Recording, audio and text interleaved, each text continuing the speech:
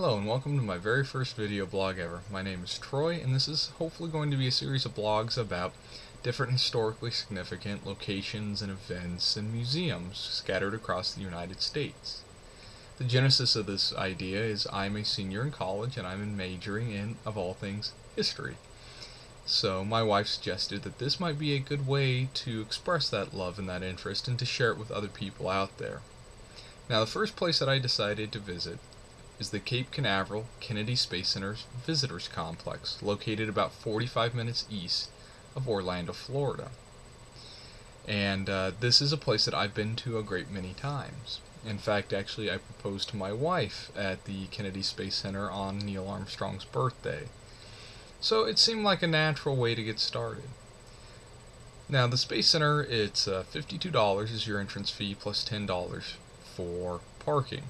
Well, that may sound a little expensive, but when you consider that it's $87 for a one-day, one-park pass at Disney, that's not so bad, especially given the additional value that you get of the historical significance, the educational value, and the fact that for an extra $5 you can get an annual pass which allows you to come back an unlimited number of times, covers your parking, as well as gives you a discount on your food and your beverages. It's located near the Police Hall of Fame, the Astronaut Hall of Fame, and the Valiant Air Command, all of which are different locations that I intend to document in later events. It's open from 9 a.m. to 5 p.m., and that entry fee includes a bus tour of different facilities there. Now, what I've done is I've prepared a little bit of a walking tour, I guess you could say, and let's begin with that. Initially selected for its remote location, away from population centers, as well as providing coastline, which would allow rockets to be tested over open water, where civilians would not be endangered, the first rocket was launched on 24 July 1950, called Bumper 8, from what would eventually become Cape Canaveral Air Station. In 1958, the Eisenhower administration selected the same location to become the home of the civilian flight program.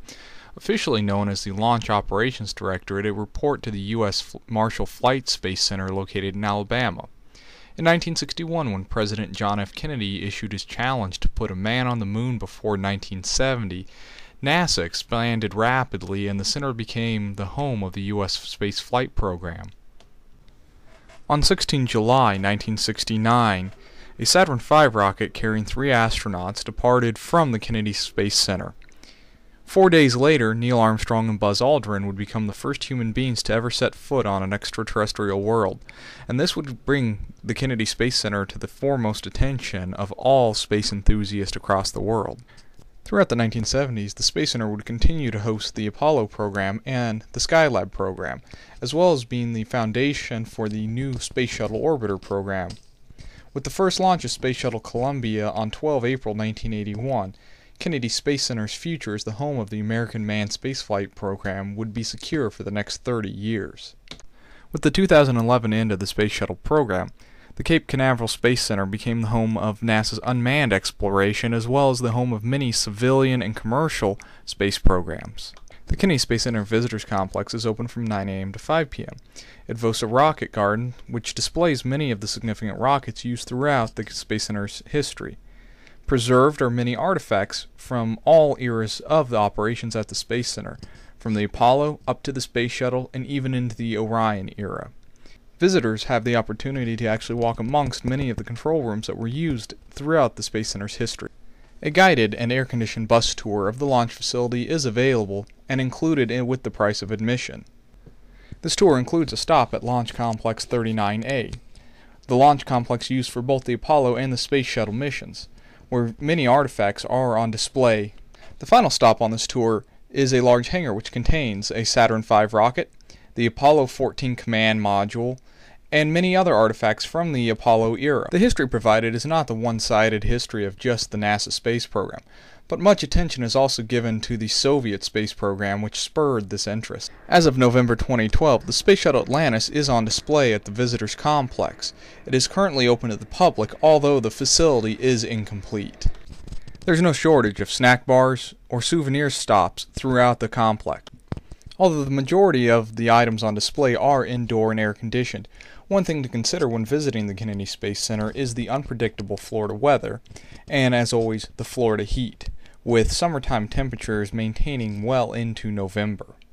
Be sure to check KennedySpaceCenter.com because the Space Center is often hosting traveling exhibits, most recently the Star Trek exhibit. Nearby is the Astronaut Hall of Fame, the Police Hall of Fame, and the Valiant Air Command, all of which are worthy stops but do require an additional entrance fee. Depending on traffic, time of day, weather, and your departure point from within the city, the Kennedy Space Center Visitors Complex is approximately 45 minutes to an hour and a half from Orlando. Don't forget to spend the additional $5 to get the annual pass. Plan on spending all day at the Kennedy Space Center if you wish to see, do, and experience everything that the site has to offer. And so there you have it. For $52, you can get an all-day experience at one of the great locations throughout not just Florida but the United States to visit, and it's a little bit different from visiting Mickey Mouse. I hope you've enjoyed this and have yourself a wonderful experience.